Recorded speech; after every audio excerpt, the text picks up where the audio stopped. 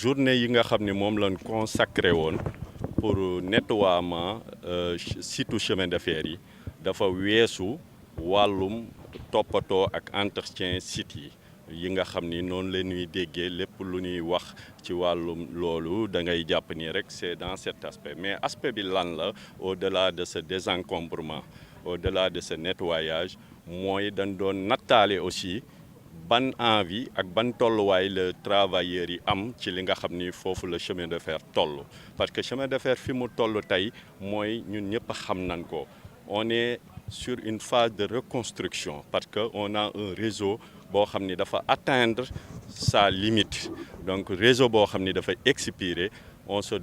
se doit de le reconstruire cette reconstruction ndax li ñuy wax mooy cheminots yi tey mën nañoo am nattuwaay gu wér ci mobilisation bi nu def ci 5 journées yooyu que ni kat ñoom taxaw nan desuñu ginnaaw te comprendre nan fan la autorité yi jëm pour accompagner leen fa. loolu nag damay wax rek ni autorité yi tamit ñooñu mën a jàppale ba lii nga xam ni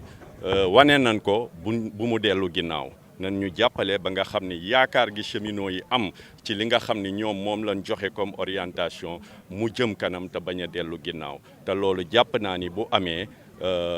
pour le moment d'ici 2026 di nga gis ñu bari ñu ñëw sawara dugal seen loxo ci chemin de fer parce que tàmbali na déjà parce que instant bi gis ngeen li gënoon a doon coow ci chemin de fer mooy problème mu passif social boobu nga xam ni dañ ko yore ay retraité ak ñoo xam ni sax ñu ngi ci biir kër gi bi ci dogu amee pour ñu régler ko gis ngeen ni actuellement calme am na gis nga le lancement aussi des travaux yi nga xam ni ñoo war a doon njëlbeen gi nga xam ni mooy déterminer ni projet bi di jaar ak ni muy tëddee signé nañ xaatim nañ contrat bi te dina démarrer ci fan yi ñu jëm donc loolu su ci cheminots yi joxe li nga xam ni moom lañ wane ci juróomi fan yi ñu génn day wane rek ni lépp yemb na daal en tout cas ci taxawaay ba nga xam ni loolu état Sénégal mën naa rassuré wu ni ñooñu dinañ ko mën a gunge pour mu def liggéey bi na mu waree parce que ndax li may wax rek mooy bañ a bàyyiwaat rek ba liggéeykat yooyu di amaat benn manque d'espoir ñu continuer entretenir li nga xam ni mooy yaakaar gi nga xam ni moom lan am te yaakaar googu mooy lenn lu dul que ni li nga xam ni moom la état Sénégal wax dina ko jëfee ci chemin de fer parce que ndax développement réew mi dafa wékku ci chemin de fer gu suqalikuwaat parce que ñun ñëpp xam nañ li nu ambition yi ni wékk ci pooru Dakar ak pooru Ndayane ambition yi nga xam ni am nañ ko en terme de délocalisation ambition yi nu am yi nga xam ne am nañ ko en terme de répartition des infrastructures à l'intérieur du pays te loolu lépp nag pour mu mën a yemb il faut que mu am ay jumtukaay yoo xam ni nit ñi dinañ ko mën a jël ci seen dem ak seen dikk yoo xam ni dinañ mucc ayib fu waay bëgg a dem ci Sénégal mën ko dem ci condition yu wóor confortable donc loolu la nit ñi yaakaaraat te loolu nag autorité bi waru cee dellu ginnaaw danoo war a jëm ci kanam mais nag am nañ ci yaakaar parce que comme nin koy waxee rek fi mu toll nii li gënoon a tënk chemin de fer pour mu avancer jàpp naa ni ñoo ngi ci tànkiri saafara ko loolu xaatim nañ contrat bi te dégg ngeen ñu annoncé ko ci conseil des ministres donc loolu lay wax ni mooy travaux préparatoires yi nga xam ne mooy déterminer projet bi nan lay tëddee ak lan lay jar réellement te loolu njëlbeen la boo xam ni bu ko nit defee ça veut dire commencé na dugal loxoom balaa nit ñi di ñëw di ko fekk ci li mu bëgg te loolu mooy yaakaar gi ak aussi li ma wax léegi ni ñoo ngi ci dossier bi nga xam ni moo doonoon un goulot d'étranglement ñoo ngi ci saafara gi muy le passif social kon am nañ yaakaar ni am nañ volonté la volonté est affichée li ñuy wax rek mooy buñ ci nanu dem de façon boo xam ni cohérent day am cohérence ba pare jëm ci kanam. On a livré 5 journées d'investissement humain qui symbolisent plus que le cadre du désencombrement, une faim et un soif de revoir encore le chemin de fer rayonner à l'intérieur du Sénégal. Donc les cheminots se sont déployés de façon exceptionnelle et ont délivré un message fort aux autorités sénégalaises. Ce message, c'est quoi? Ce message, c'est que les cheminots ont compris et se sont appropriés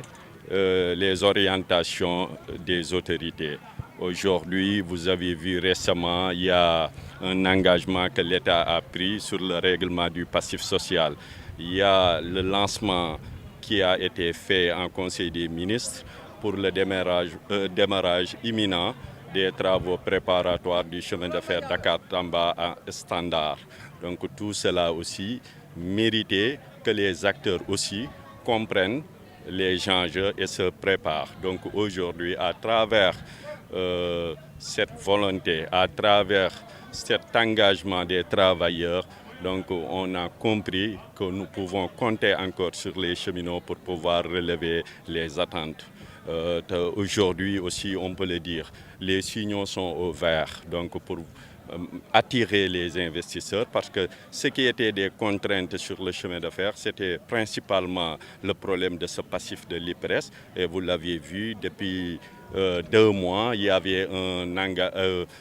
engagement qui a été signé par le ministère et tous les autres entités concernées, à savoir l'agence judiciaire de l'État, le représentant de l'IPRES et aussi l'association des cheminots qui gère le dossier avec leur président à la tête, M. Ali Diallo Sow, notre doyen. Donc, en tout cas, nous attirons encore l'attention des autorités de maintenir ce cap d'avancement et de progrès parce que nous n'avons plus le droit de reculer. On doit maintenant avancer et cet avancement ne peut se faire qu'avec leur appui parce que pour ne pas encore laisser les travailleurs se démobiliser. Donc il faudrait aussi qu'on nous aide à encore avoir cet espoir et cette confiance pour participer activement à la relance et au développement du réseau ferroviaire. On est très optimiste parce qu'il y a un contrat de 3 milliards qui a été signé pour permettre des études. Donc, je l'ai dit tantôt, ces études sont les travaux préparatoires du grand projet tant attendu pour permettre au Sénégal de se doter d'un chemin de fer digne, d'un chemin de fer qui permettra d'être un vrai levier sur le développement économique du pays. Et ce passif dont l'État a pris l'engagement tourne autour de combien? Autour de 5 milliards, donc, mais quand même, comme on le dit, donc on ne préfère pas avancer trop sur les chiffres parce qu'il y a 2 milliards de plus qui a été ajouté en termes de pénalité, mais il y a en tout cas, mécanismes de règlement pour que l'IPRES laisse les 2 milliards. Donc on préfère en tout cas se limiter en tout cas sur ce qui est entrepris et cela va nous permettre de régulariser tous les cheminots qui sont à la retraite mais aussi qui sont en activité et qui sont concernés par ce dossier.